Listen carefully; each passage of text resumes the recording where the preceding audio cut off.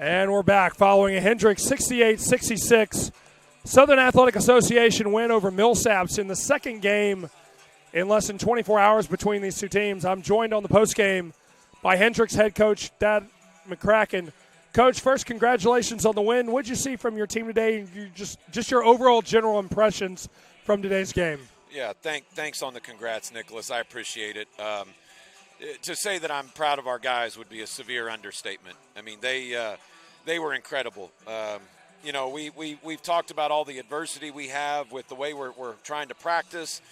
The COVID protocols, all of that stuff. We weren't able to scrimmage anybody. We've only been together for 2 weeks. And for our guys to take a tough loss yesterday in the home opener, but to bounce back the way they did with less than 24 hours rest. All the fatigue, all the stuff, all the outside noise and distractions, for them to battle back the way they did. I could not be more proud of them. And we had so many contributions from different guys. I mean, guys stepped up huge in different spots, and that was a great team win. Talk about the obviously there was a little bit more of a spirited energy from your squad today. Talk about some of the players that really impressed you, especially guys coming off the bench that provided valuable minutes and critical plays at critical points and steals and made baskets. Yeah, no, I'm glad you mentioned our energy. It was something we talked about after the game. We talked about it last night. We talked about it again this morning. Anytime you go into your first game, you have guys who get down on themselves a little bit, probably down on me in terms of me trying to, determine the roles, determine who's in the rotation and who's going to play. And, I thought our energy was maybe down because of that. Today, really proud of those guys that didn't get in the game. Proud of the guys that didn't get in the game as much as they wanted to. Proud of the guys that played a lot of minutes, because our bench energy was much different today than it was yesterday. And we got 18 guys on the team. They're all givers, and they gave energy to each other today, and I'm super, super proud of that. In terms of the guys that came in off the bench and gave us a spark, all of them. I mean, they all made big plays and stretches.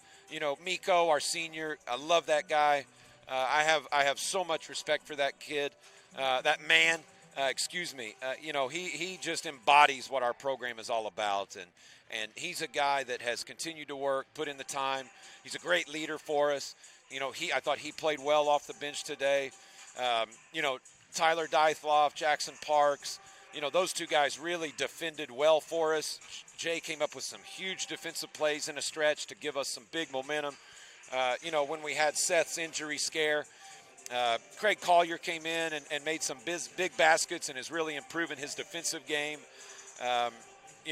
Big Al, that one killed me to bring Al off the bench today, but I just felt like we needed a scoring punch off the bench, and it would help with our rotations. And, the thing I wanted to emphasize to him was it was not a demotion. He deserves to start. We just have two true five men that are hard to play on the court together with he and Carl. Carl brings us a defensive edge. Alex brings us an offensive edge. And again, Al responded the right way. It shows you a lot about his character. He responded the right way and had another great game for us. So all of those guys that gave us minutes off the bench, I thought contributed in a big way. Your team able to erase a double-digit deficit. Similar situation to last night, but able to come out on the right side of the game today. What do you think was key to that? And talk about Sean Coleman's play with critical made shots and steals in the last 6 or 7 minutes of game action. Yeah, you're right. It was a very similar flow to the game today as it was yesterday. I think the difference was when we got down today, we didn't panic. We just kind of stayed true to who we are. We picked our effort up defensively instead of trying to get it all back on the offensive end. And we just chipped away, chipped away. And you're right, Sean came up big with some big shots late. He had kind of struggled to make some shots this weekend, but he hit them when we needed them.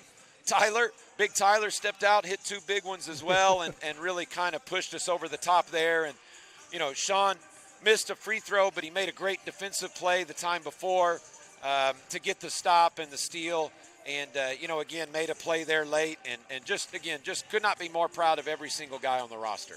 Sandy and I talk about this on the broadcast, how you emphasize to your team in practice the need to come up with kills. A kill, by your definition, is 3 consecutive defensive stops, and your goal is to come up with at least 5 of those per game because you believe it greatly improves your team's chances of winning.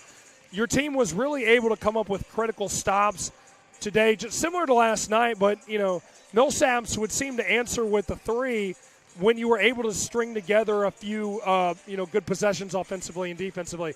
But towards the end of the game, your team was able to come up with a number of kills, and Millsaps just really had no answer for that. So, talk about that and how that led to your win. Yeah, you and Sandy are right. It's something we talk about a lot. Again, I thought there were possessions where we did a nice job and we had set up ourselves for some kills and some stops. And credit to Millsaps guys, they hit some tough J's. They hit a couple really tough threes off of ball screens that I thought our guys defended pretty well. We just keep talking about our intensity on the defensive side, forcing stops, not hoping they miss. And, that's what we were able to do. That's what we were able to come up with there late in the game.